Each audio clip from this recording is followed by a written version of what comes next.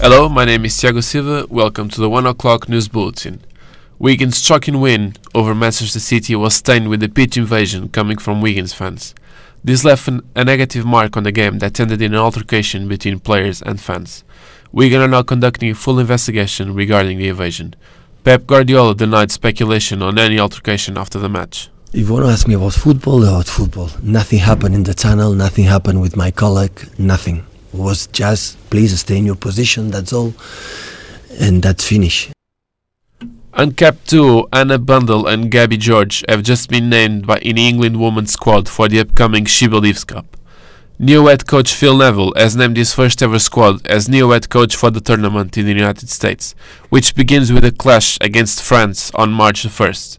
There is a recall for Chelsea defender Anita Asante for the first time since 2015, while club mates Anna Blundell has the chance of the first cap.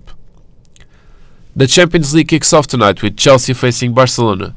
The Blues have gone through 2 out of the 4 times they faced Barcelona in the past, more recently 2012. Barcelona will look to avenge the loss, which cost them the Champions League that year. Lionel Messi is also be looking to finally score against Chelsea for the first time, being one of the only sides the little magician has never managed to score against. Eden Hazard praised Lionel Messi, saying him and Cristiano Ronaldo are now the benchmark for all players. It's good to be compared with the greatest ever, Messi, Ronaldo, but I'm different. We play in different league.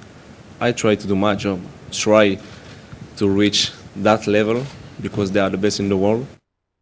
British short track speed skater Ls Christie says she is devastated to be returning home from the Winter Olympics in South Korea without a medal. The triple world champion raced a heat of 1,000 meters with ankle ligament damage, but after finishing second she was disqualified. The race had already been restarted after Christie was stripped. All 6 of her events are two games have resulted in a fail or disqualification, but Team GB chef the mission Mike A hopes she'll return at Beijing in 2022. Not many athletes of her calibre have to go through such a difficult period both in Sochi and here. I hope she's got the determination to stay on. It'll be incredible if she does, but she's young enough to fulfil her dreams hopefully and win an Olympic medal. Solent hockey face an uphill battle to stay in the Bucks 2A League. Wednesday's match is a must-win for the team Solent as they host University of West England first team at Trojans Hockey Club. Our reporter Matt Craddock went to meet Captain Matt Stokes, talking about the importance of Wednesday's game. How is the preparation going for the game on Wednesday?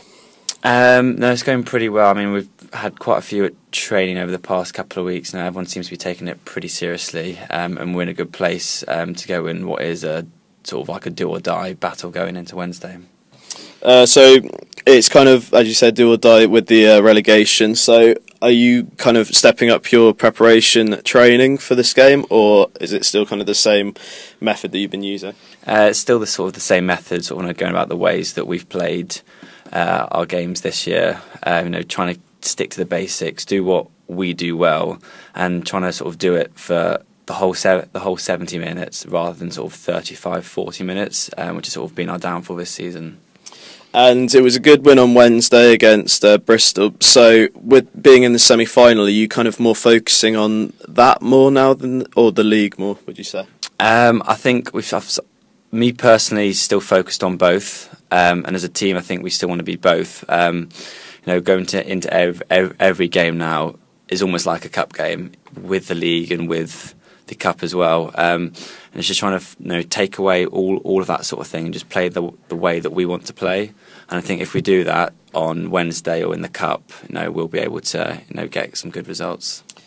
And would you prefer staying up or getting the cup victory? I think it would be more of an achievement if we were to stay up in 2A, just from the basis that we're playing harder teams who are well drilled compared to the cup where we've been playing 3A and 4A teams.